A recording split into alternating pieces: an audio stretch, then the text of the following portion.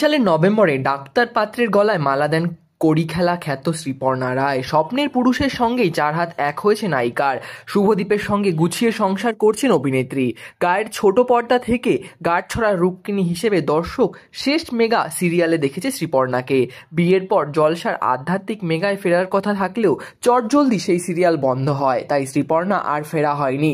দীর্ঘদিন ছোট পর্দা থেকে দূরে, তাই এর মাঝেই নায়িকাকে নিয়ে নতুন জল্পনা। গত রবিবার অভিনেতা আদিত্য চৌধুরী ও পূর্বাশার বিয়ের রেজিস্ট্রি আসরে পৌঁছেছিলেন শ্রীপর্ণা। নীল সালোয়ার কামিজে ভারী মিষ্টি দেখাচ্ছিল তাকে। শ্রীপর্ণার সেই ছবি দেখেই শুরু ফিসফিস। বেশ কিছু সংবাদ মাধ্যমে দাবি করা হয় অভিনেত্রী নাকি অন্তঃসত্ত্বা। এর সত্যতা জানতে হিন্দুস্তান টাইম বাংলার তরফে যোগাযোগ করা হয়েছিল অভিনেত্রীর সঙ্গে। প্রশ্ন শুনেই আকাশ থেকে পড়লেন শ্রীপর্ণা, বললেন, এসব আবার কবে ঘটল? বিশ্বাস করুন, আমি অন্তঃসত্ত্বা নই। আপাতত গুছিয়ে সংসার করছি। সবে তো দুজন জীবন শুরু করলাম।